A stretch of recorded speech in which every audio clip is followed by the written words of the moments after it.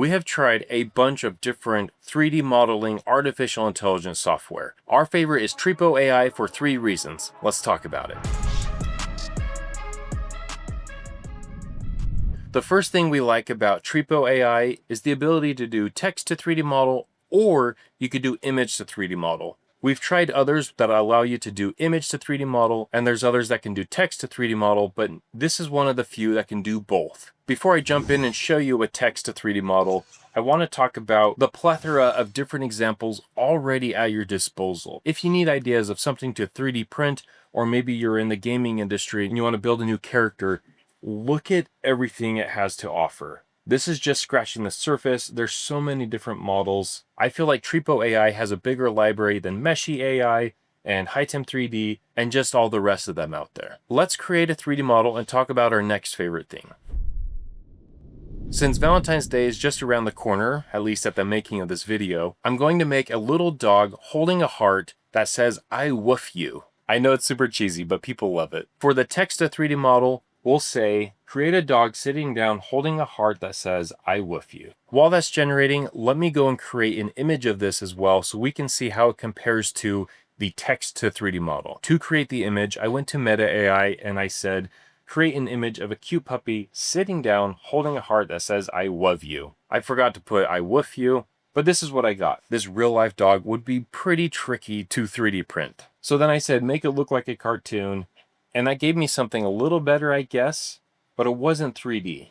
I asked it to make it 3D, remove the background, and we got something a little better, but it was hard to read the text, so I asked it to change the text, and then I remembered I wanted to say "I woof you," not "I wove you," and then we landed on this, "I woof you." Let's try adding that image to Tripo and see how it compares to the text to 3D model from Tripo. Before I do that, notice the amount of steps I had to take to create this image. With Tripo, I just told it what I wanted. Let's go see what that looks like. That looks really good. I like the colors, I like the face, it's a cute dog. This is something I could 3D print and I could sell in our print farm.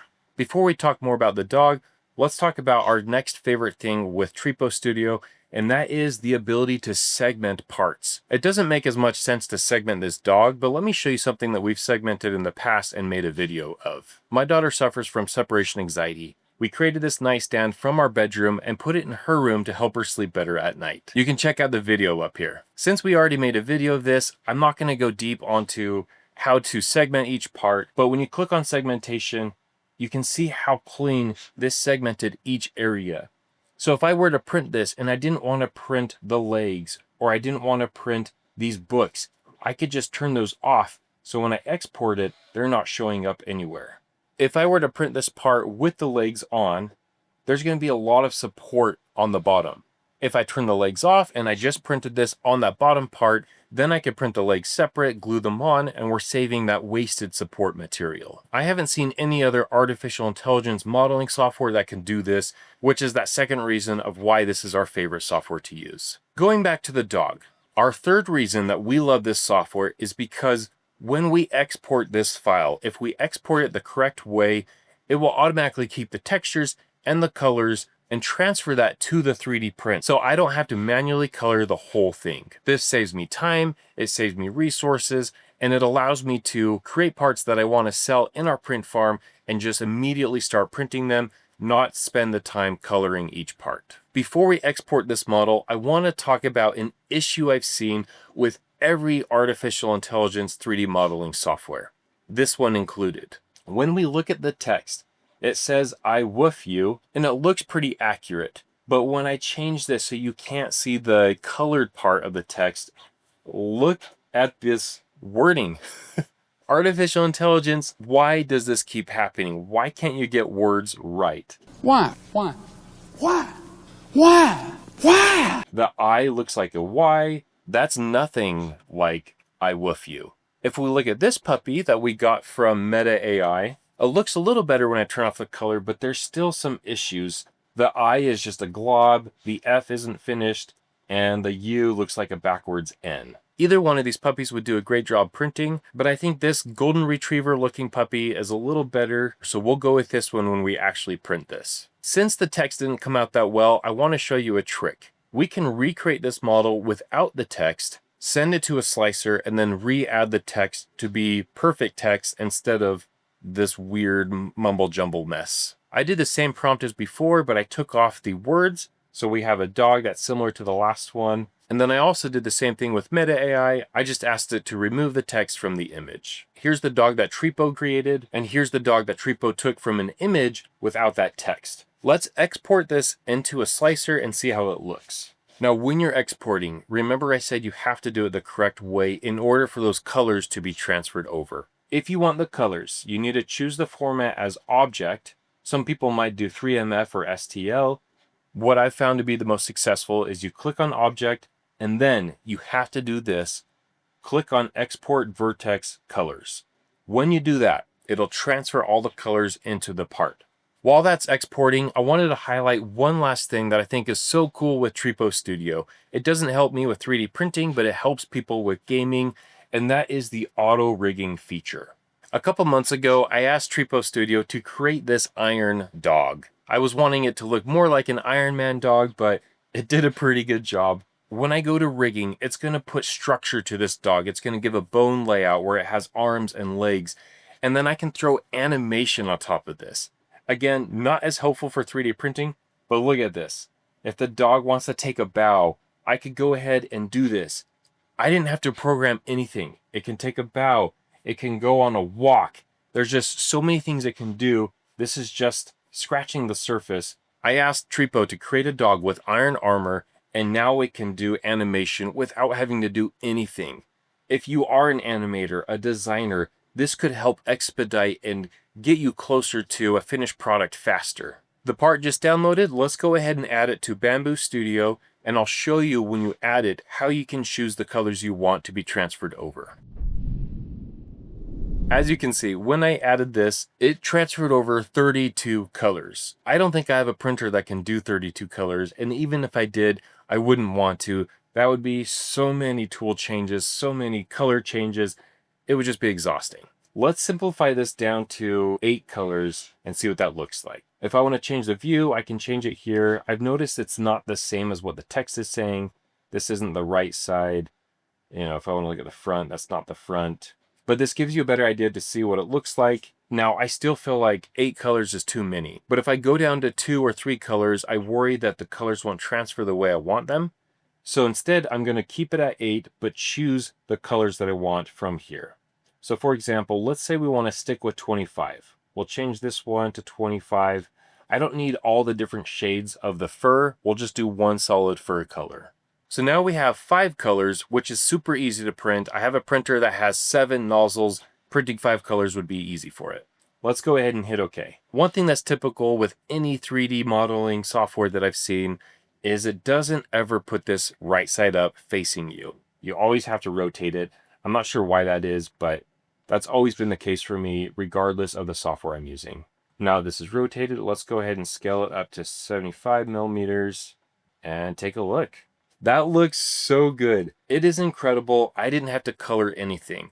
This would probably take me at least an hour or two to color if I were to do it all manually myself. That being said, it's not perfect. Because it had all these different shades underneath the ears, on the back, I want to go in and just make sure that's all one solid color. Otherwise, we're going to have a bunch of tool changes where we don't really need them unless you want that level of detail. So for example, if we go into the color engine and we look at the sides of the ears, I don't really care to have all that, so we're going to go with the color we chose. Let's go ahead and just erase these darker lines. We really don't need to have those on these ears, and it's going to save us a lot of tool changes, or a lot of purging if you're using a single nozzle. Now, just a quick tip, if you want to rotate and you're way too close, you don't want to have to zoom out every time to rotate like this, you can be zoomed in, hold down Control or Command, and then just start rotating like that. Okay, let's check a few other areas. Sometimes the underarms will be a different color. Looks like this one is solid and that looks good. Now, before we go ahead and print this, we want to change the tongue. For some reason, it's a weird color. That's probably because we got rid of the actual color. I could use a paintbrush and brush this. Instead, I want to do the paint filler with edge detection, and we'll do 18. There we go. Now he's got a red tongue, red heart. Let's go ahead and add that text. If you're unfamiliar with adding text, all you need to do is click on the part you want to add text to and then push the T key on your keyboard. Okay, I'm going to have this embedded just a 0.2 and a thickness 0.2, size 7, that looks good. And now we can just add the text ourselves instead of relying on AI, which still somehow struggles with text. It's almost ready to send to the printer. I just want to change the color of this text.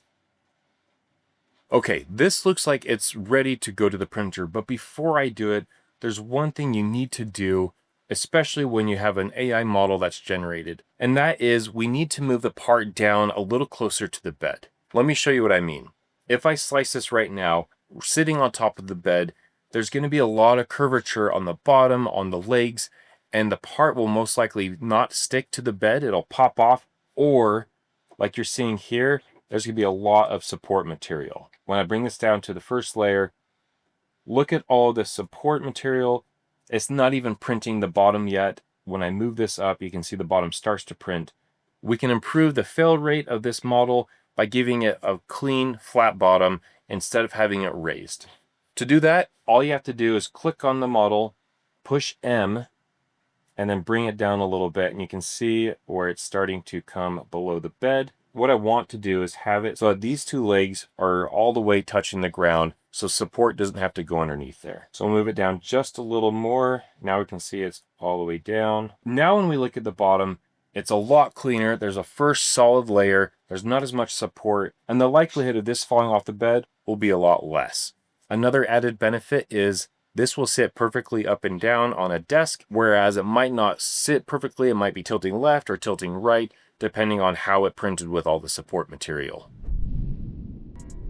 All right, let's send this to the printer and see how it looks. While that's printing, we are so close to hitting our next subscribe goal. Every subscription really helps us in growing our channel and doing more videos just like this for you.